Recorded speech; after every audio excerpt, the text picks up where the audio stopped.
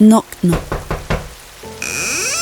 As the autumn leaves danced in the crisp Midwest air, a week before Halloween, Ava sat peacefully on her pale pink velvet sofa with her light beer and homemade margarita pizza in hand. She was spending Friday night alone, feeling cozy, watching true crime shows. Ava had just moved into her recently remodeled, beautiful, new home in her quaint, quiet, well-kept new neighborhood and was loving life. She was on her third episode of the night when there was a loud knock on the front door. She shrieked and jumped up in shock, almost spilling her beer on her soft cream rug. Definitely not expecting anyone, Ava sheepishly padded over to her door and cautiously looked out of her peephole located towards the top of her wooden teal door. Outside stood two figures, a man and a woman, both dressed in tattered dark clothing, holding hands. How strange, she thought. Although they appeared harmless, Ava still slowly unlocked and opened the door. She peered around the door and brightly said, "Yes?" her cheerful tone defying her inner caution. Maybe it was the true crime TV that had her feeling a little wary, she thought to herself. "Is Jerry here?" The young man spoke up. He was handsome and ruddy in appearance with an intense gaze. The woman remained quiet, but had the same intense gaze. She shifted her eyes between Ava and beyond her, inside of the house. Once Ava caught her drifting eyes, she quickly tore her stare away and awkwardly looked down at the freshly painted white porch. Ava brought her focus back to the young man. No one named Jerry lives here. You have the wrong house. Sorry." The man seemed slightly frustrated as he assured Ava that they were at the right house. Ava asserted that they truly had the wrong house, speaking more firmly, making sure to not let any fluster show in her voice. The man visibly softened for a moment and backed down. He thanked Ava and apologized, tightening his grip on the young woman's hand as they left, shuffling back down the steps and into the street. Ava noticed they walked along, not getting into any type of vehicle. She thought that was very strange, but let it go as she closed the door. Not to be shook, she brushed the event off as a one-off occasion and quickly got back to her relaxing, uneventful evening. However, the couple returned the next night at the exact same time, and the night after that, with the same request. And night after night, their knocks growing increasingly more persistent, their faces obscured by the shadows. By the third night, fear crept into Ava's heart.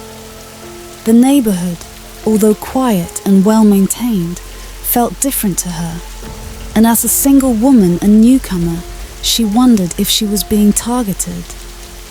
Desperation led her to call the police, but abnormally, her Ring camera revealed nothing in its history of the couple. She didn't have anything to show. Thus the nightly visits continued, and Ava's sanity began to fray. She wondered if she was possibly going mad. She stopped answering the door, yet the knocks escalated to angry bangs, shouting, and aggressive pounding.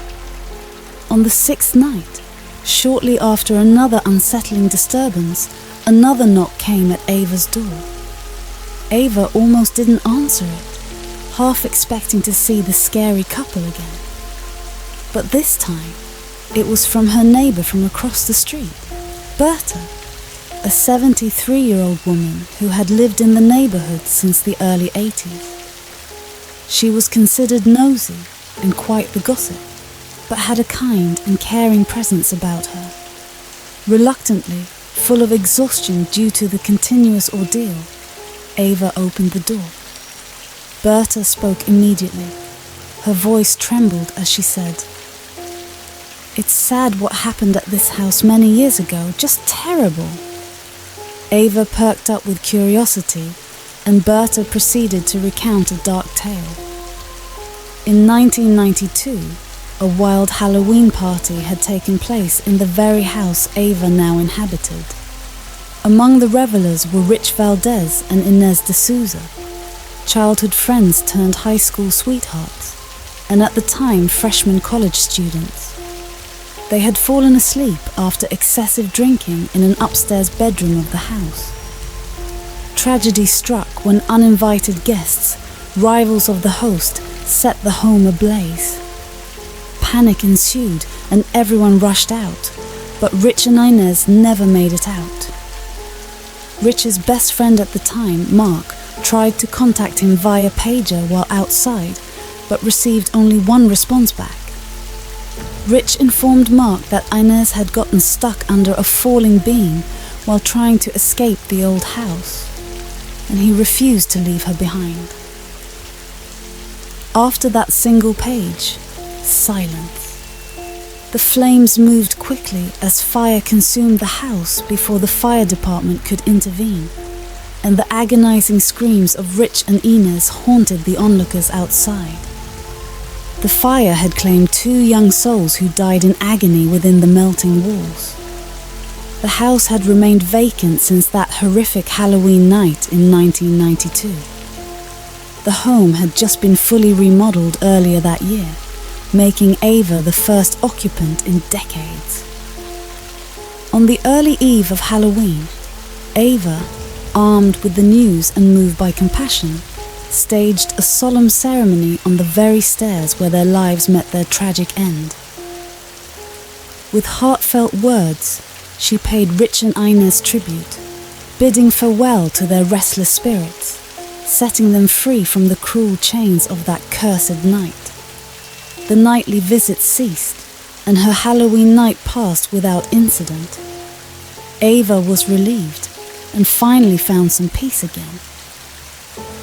A year later, Ava had moved out west to be closer to her family. She sold her house to a young single man who moved in a week before Halloween. That night, as he had just finished putting some dishes away, he was startled by a thunderous knock at his door that echoed through the quiet neighborhood. He curiously looked out of the peephole through the flooding rain and lightning to find 2 young people, a man and a woman, dressed in tattered, dark clothing, holding hands. Thinking maybe they must have been lost, he opened the door.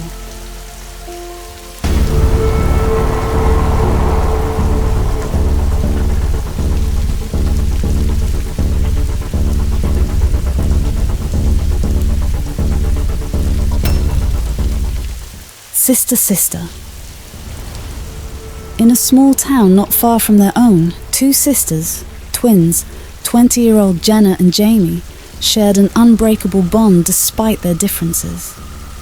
Jenna, the adventurous and mischievous twin, was making a name for herself in the modelling world. In contrast, Jamie, the quiet and studious sister, was pursuing a career in science away at college. Their busy lives had led to fewer moments together, but their closeness remained intact, and they were thicker than thieves. One day, Jenna's curiosity burned, and she convinced Jamie to join her in visiting an abandoned house with a peculiar legend. It was said that the house, devoid of electricity, contained 3 old TVs that mysteriously worked. On Halloween night, these TVs could reveal glimpses of the future of those that watched them. But this magic could only be experienced specifically on that date. Upon entering the decaying house, the first TV greeted them in the foyer. Jenna, excited yet a bit apprehensive, turned it on. The screen crackled to life, and an eerie old man welcomed them by name. Fear gripped the sisters as they exchanged alarmed glances. Jamie urged them to leave, but Jenna's curiosity led her to stay. The man on the TV ominously foretold that something would soon separate them, and the screen depicted their hands drifting apart before it abruptly returned to static. Although Jamie felt a stronger unease after that message and wanted to leave immediately, Jenna became even more determined to learn more.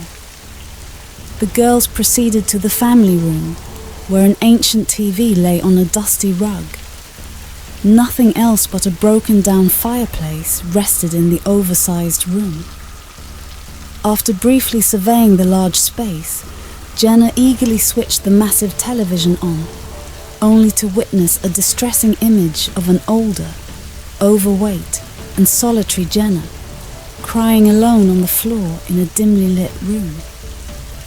Jenna couldn't believe it. Her anger flared as she refused to accept this grim portrayal of herself in the future. She knew she was beautiful and always took great care of her appearance. But the worst part of the message was that Jamie was not shown or mentioned at all. That concerned the girls. Yet and still, ignoring Jamie's fervent pleas to stop, end this terrifying jaunt and do something less crazy for Halloween, Jenna pressed on. At the top of the stairs bore a bedroom. Inside of the tiny room, a smaller TV stood between two twin mattresses. Jenna, this time, reluctantly turned it on, and the screen revealed a nightmarish sight. A faceless, shadowy figure reached out and separated Jamie from her sister, tearing her locked hand from Jenna's, pulling her into its inky depths as she screamed in terror. The video abruptly ended, and in the doorway stood the eerie old man. He glared their way as he spoke in a low, chiding voice. "Jenna, Jenna, Jenna, always the adventurer. But you should have listened to Jamie today." He finished and grinned, his smile demonic. The twins, terrified, held hands even tighter, and as panic overtook them, they tried to escape. But as soon as they made a beeline for the door together, a looming shadow, the color of midnight, engulfed the room. Suddenly, Jamie's hand was torn from Jenna's grasp, and she was pulled into the darkness with her final fearful cry filling the air.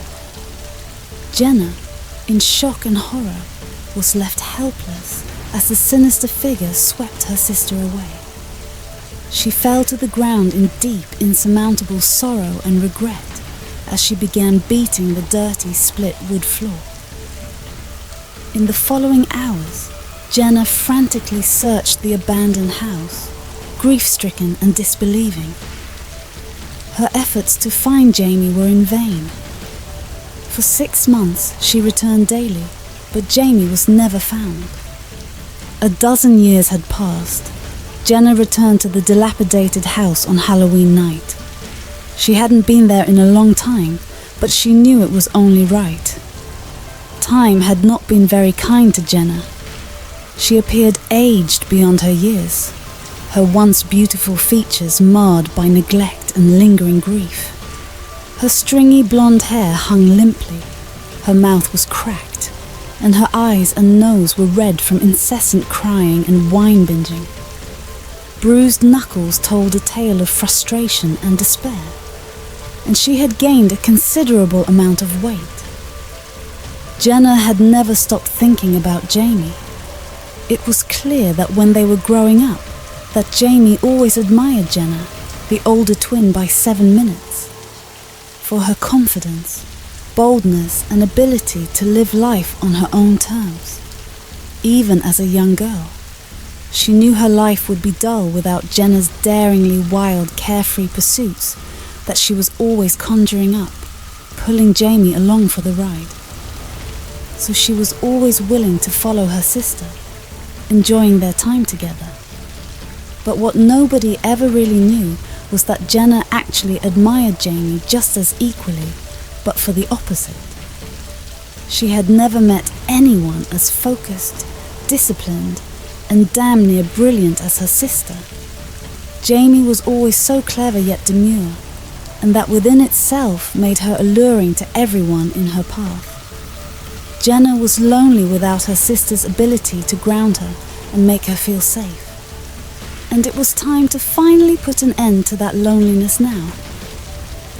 Jenna entered the house on the still night. She went right upstairs to that first bedroom, bypassing the first 2 stops. It strangely almost felt like home. Sitting in the small bedroom where Jamie had disappeared, Jenna began to weep uncontrollably. For years she had blamed herself for Jamie's disappearance. It was all her fault.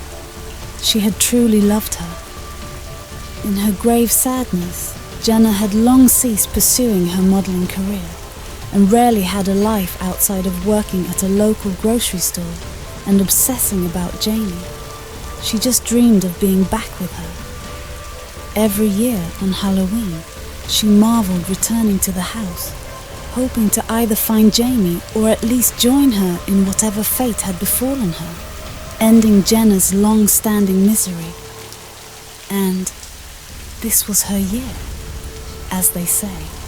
As Jenna sat on the floor crying, she knowingly turned on the little TV once more. Tears streamed down her puffy face as the flickering screen revealed the familiar old man's presence. He slowly uttered her name in a scary sing-song voice.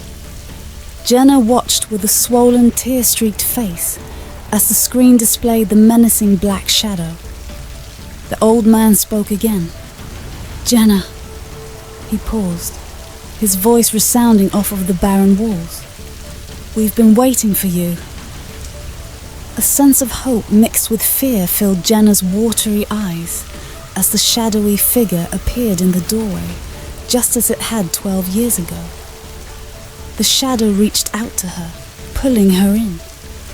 And as they became one, her scream pierced the silence of the abandoned house.